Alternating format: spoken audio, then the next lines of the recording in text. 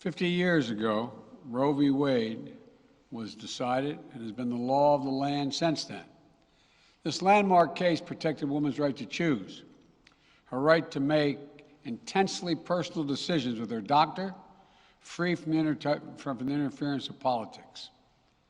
It reaffirmed basic principles of equality, that women have the power to control their own destiny, and it reinforced a fundamental right of privacy, a right of each of us to choose how to live our lives.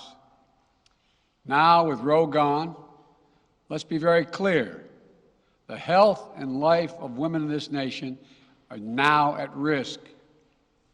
As chairman and ranking member of the Senate Judiciary Committee, as vice president and now as president of the United States, I've studied this case carefully. I've overseen more Supreme Court confirmations than anyone today, where this case was always discussed.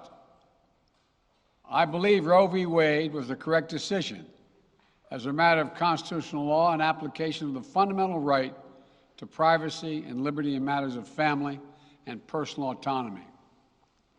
It was a decision on a complex matter that drew a careful balance between a woman's right to choose earlier in her pregnancy and the state's ability to regulate later in her pregnancy.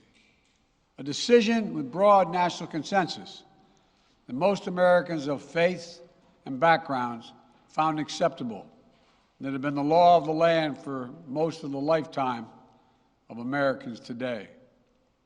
And it was a constitutional principle upheld by justices appointed by Democrat and Republican presidents alike.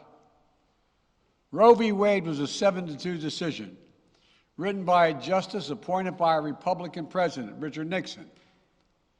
In the 5 decades that followed Roe v. Wade, justices appointed by Republican presidents from Eisenhower, Nixon, and Reagan, George W. Bush, were among the justices who voted to uphold the principles set forth in Roe v. Wade.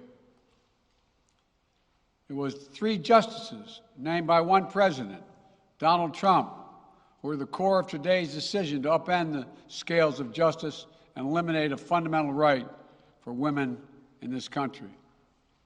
Make no mistake, this decision is a culmination of a deliberate effort over decades to upset the balance of our law.